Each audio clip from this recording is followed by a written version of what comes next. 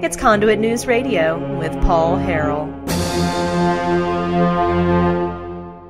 All that was in the first hour. Folks, welcome back to the program. We have the state representative from, I think it's District 39, I believe. State Representative Mark Lowery is on the phone.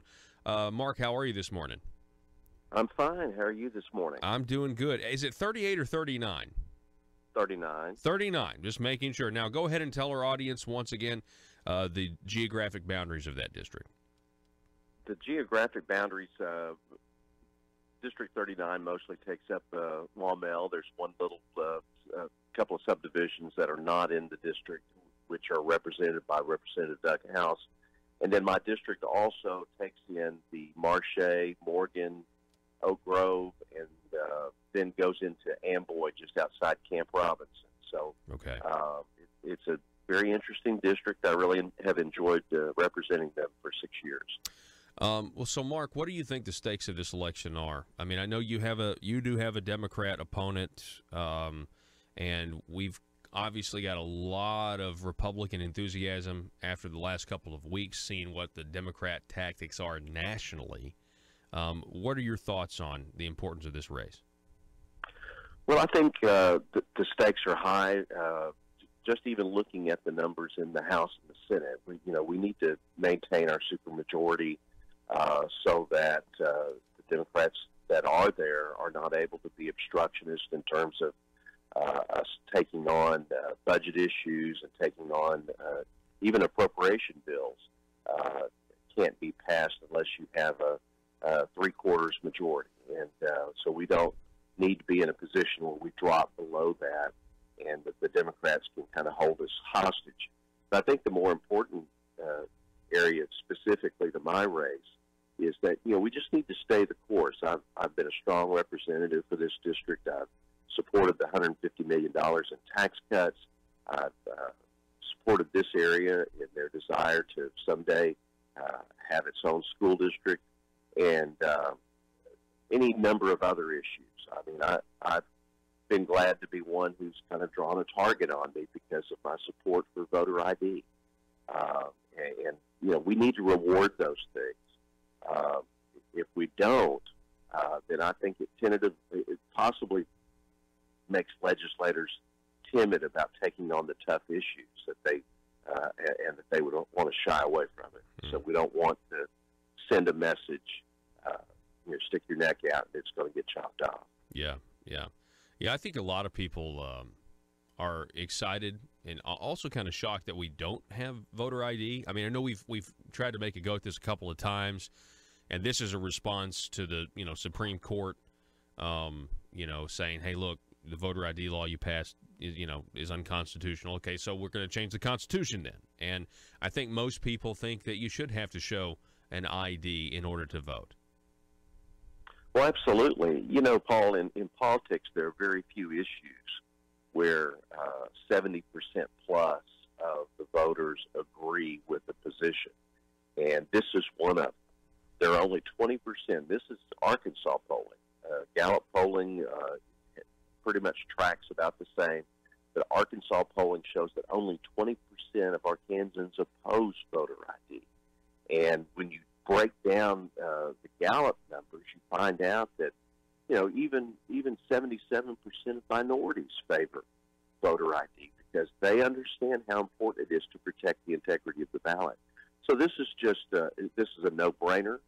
I'm glad the Supreme Court upheld the law that we passed in the legislature in 2017. Obviously, I believe the constitutional amendment is also going to be passed, and then we will just, in formulating the final law and the regulations that govern it, we'll put in some of the same provisions that the Supreme Court upheld in the law for the 17 bill. We're talking with State Representative Mark Lowery. He is the Republican from District 39.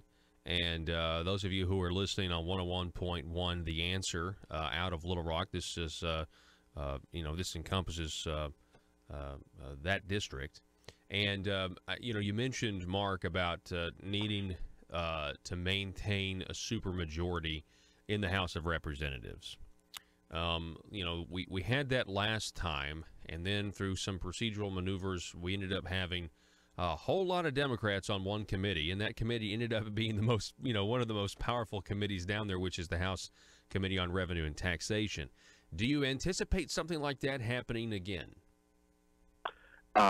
No, it will not. I had been working with the Speaker, Speaker Gillum then, of coming up with a system that would basically cap the number. If you are the minority party, it would place a cap on the number of members that you could have on a committee. It would not strictly be an apportioned membership, but in that process of the Speaker investigating what other states have done, a rule was initiated where the Speaker, who is now Matt Shepard, will actually be naming who's going to be on each committee.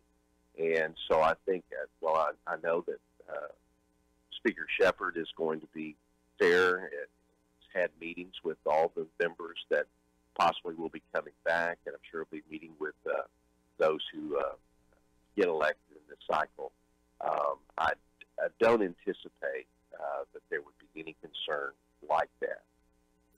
I know this may not be necessarily true for, your district in 39 and other districts, or just generally in the state of Arkansas, because we are a conservative state. We are and have been for several cycles now. A lot of people just punching that ticket on the right side, on the red side. And I can talk about how, we need to, make sure we adhere to the platform and everything else. But I don't necessarily want to go into that. I just like to hear from you nationally.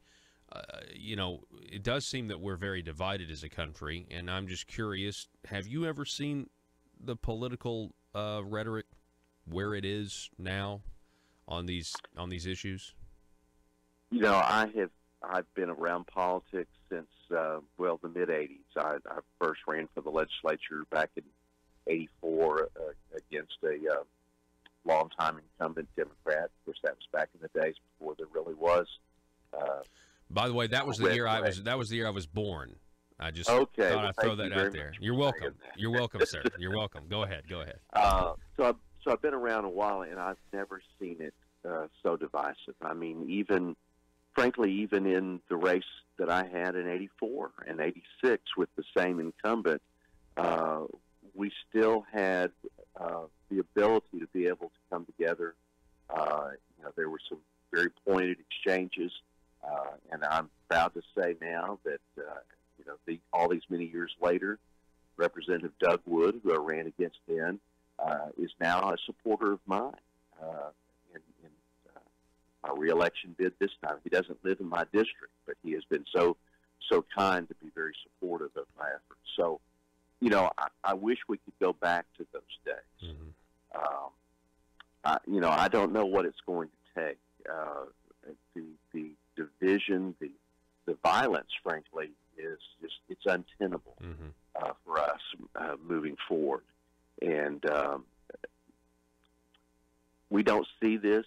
I don't believe we don't see this in Arkansas. We don't see it at the legislature. We are able to work across the aisle, but we also need to maintain and understand that we have different principles from the Democrats that are in the legislature, and they are not with us on tax cuts.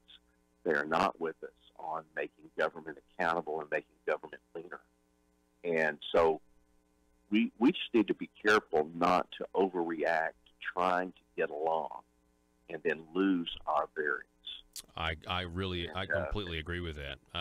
We're talking with State Representative Mark Lowery. Can you bring it back down to Arkansas focused, the corruption that's in the headlines? You got any plans? You talk with any of your colleagues about maybe codifying some of this ethics reform that they've been talking about, actually putting some teeth into it?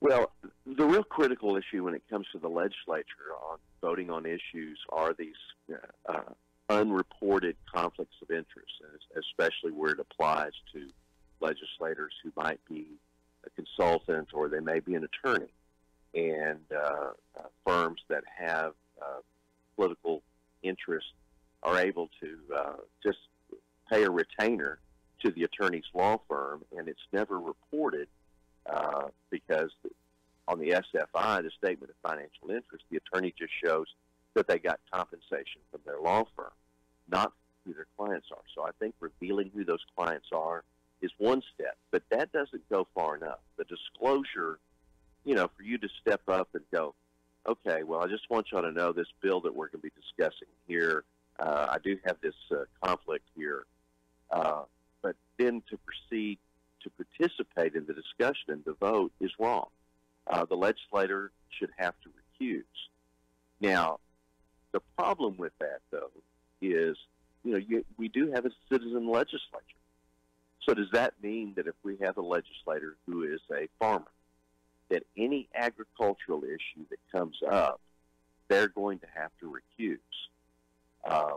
We could probably find any kind of tenuous conflicts that, various legislators would have, and we want their expertise on those areas. I don't know the first thing about farming, so I would want to know the expertise of that legislator.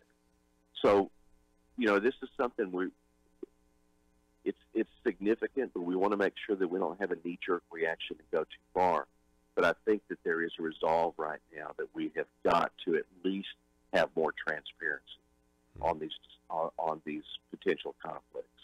And one of the things I really regret the most is that a few bad apples were able to totally ruin a system of being able to, the GIF funds. I've been able, over the last 6 years, been able to give grants to food banks and to neighborhood associations, crime watch groups, charter schools to help them be able to transport students to the charter school.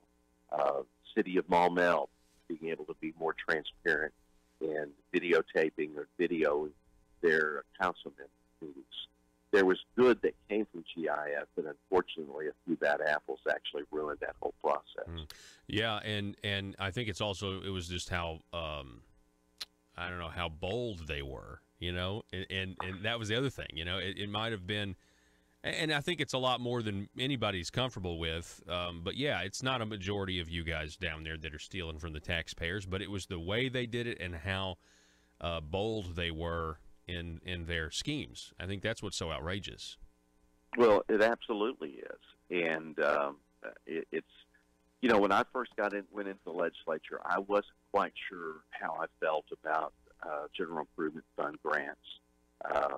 Some people labeled it as pork barrel, but I just have to say that the organizations that I was able to help were organizations that they can't afford grant writers. They can't afford to apply for federal state grants. And this was an opportunity for me, who's closest to what's going on in my district, to be able to identify a volunteer fire department that needs some extra equipment, or, as I mentioned, the food bank that needs a grant. Yeah. And so it's unfortunate that's gone away, but it's mostly unfortunate that we've had people who had the public trust and they violated that. Yeah. Yeah. State Representative Mark Lowery, I wish you the best of luck. Early voting is, it starts Tuesday, and I'll give you the last word, sir, whatever message you want to send, want to leave with your constituents who are listening. Well, I have so appreciated the opportunity to represent this district for the last 3 terms. My service has been on the Education Committee. We've had a number of great positive strides forward, and the college funding formula, outcomes-based. The governor asked me to support that, and I just want to ask the people of my district to allow me to continue. We need to stay the course, continue the tax cuts, continue this all of the efforts to streamline government. This is not a time for us to be putting in new folks that really don't understand this process of, frankly, having to wrestle with the bureaucrats. It takes a while to get to know that. So I hope my district will return me and be able to benefit from the seniority that I have in the House. All right, State Representative Mark Lowery, you have a great day, sir. Thanks so much for spending time with us. Thank you very much. All righty.